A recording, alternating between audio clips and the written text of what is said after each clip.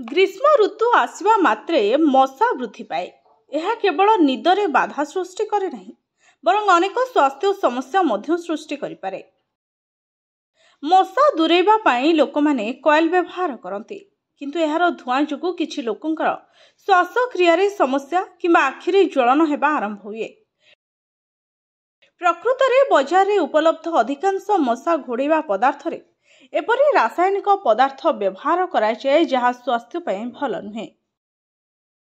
जदि आपणकर मध्य एलर्जी समस्या अछि किंबा आपण रासायनिक पदार्थ व्यवहार करबा को चाहुनांती, तेबे जानतु जे घरे रखा जाइथिबा केउ जिनिस मशा घोड़िया पय उपयोगी होई पारे।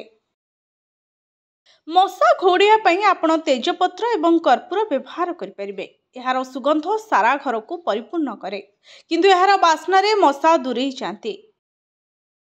तुमे गोबर घसी उपरे कर्पूर एवं तेजपत्र लगाई जाଳି दियो। एहाकु सीधा सड़क जलाइबा परिवर्ते एहाकु धुआं हेबाकु छाड़ी दियो। यार धुआं मशा एवं अन्यान्य कीट पतंग को दूरे देबो। कीट पतंग दूर करबा हेउ किंबा चर्म किंबा स्वास्थ्य संबंधी समस्या, नीम हेउछि एपरि एक गछ जहार पत्र फल एवं छाल सबु उपयोगी। मशा घोड़ेबा पाई आपण निम्ब पत्र जाଳି परिबे। यह घरे थिबा बाकी जीवाणु को मध्य मारी देबो। घरु मशा को दूरे रखिबारे लवंग एवं लेंबू मध्य बहुत प्रभावशाली।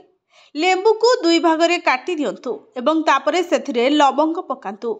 एही लेंबू गुडी को कोण झरका सील इत्यादि रे रखि दियंतु, जहा द्वारा मशा पळाई जिबे।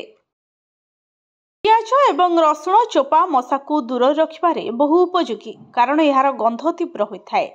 चोपा को फोपाड़ी देबा परिवर्ते सेगुडी को सुखाई घरे जाଳି दियंतु। यार धुआंरु मशा पळाई जिबे। Bureau report, STTV Odia.